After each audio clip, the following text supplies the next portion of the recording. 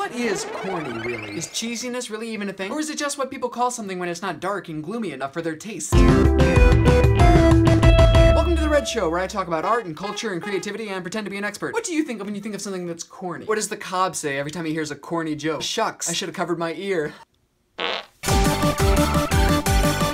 Are those things really corny, or are you just watching a show that's intended for a wider and namely younger audience than you are? As someone who enjoys the gaudier, flashier parts of life, I find very few things corny. Oh, I stand corrected. Look what I just found. One of my favorite bands is Steam-Powered Giraffe. It's a troupe of trained mimes who dress up like robots and sing about superhero cowboys and space monsters. To many, that's silly, and they even admit that their act is a little cringy. Or you really like the cringiness of the act? But to me, it's just fun and fresh. It's unabashedly colorful, intentionally funny, often tongue-in-cheek, and always interesting. Meanwhile, others might prefer music to be dark and brooding and full of angst. Wake me up inside. Okay, I'll set an alarm to wake you up inside. Here's the irony. When I hear songs from hard rock and heavy metal artists, even some really celebrated ones like Led Zeppelin, Metallica, and Iron Maiden, it just sounds corny to me. I hear it and I'm like, oh my gosh, you're trying so hard to be mean and spooky. It's so cute. It just feels like they're forcing this edgy darkness for whatever reason, and it just falls flat for me. Rap too. Gangster rap makes me laugh. Now, of course, that doesn't make the music bad, and I'm not judging anybody who likes that music, and that's part of the point. Corniness is so subjective that it's almost a nonsense word. Sort of like splanky-manky, or gobble-blobble, or Republican values. The very concept of these itself is silly. Corniness is simply any time that the thing the artist was going for isn't the tone or style that the consumer prefers. And I think most often that happens when an adult sees something that's meant to be at least friendly to a child audience. The humor has to be simple, the style has to be bright and exaggerated, and it has to be clean. If it didn't lean enough to the adult side for you, that's not corny, it just means you prefer things to be edgier. Now, of course, it's possible to dislike something and not think it's corny. For other reasons like this is boring, or confusing, or offensive, or clumsy, or needed editing. Hey, that wasn't an invitation to write all those things as comments on this video. But tone is important in music and art and film and stories and things. Fun fact, when people talk about tone in art, they're talking about this one.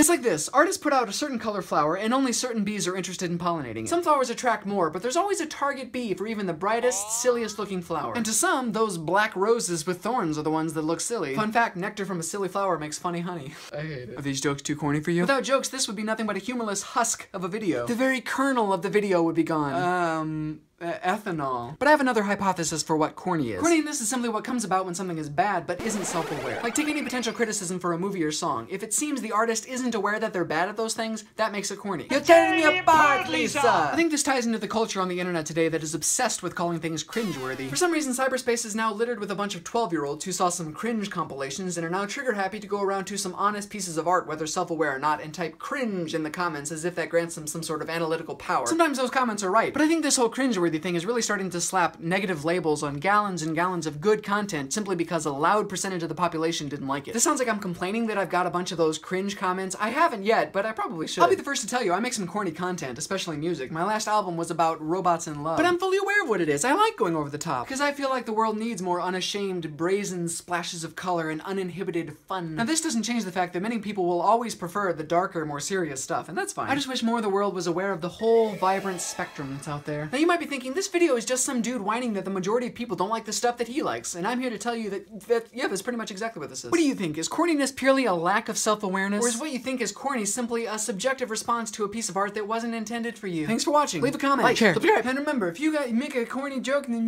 someone's gonna look at it and say, what is your face today? It's making weird noises, and I don't like a bit of it.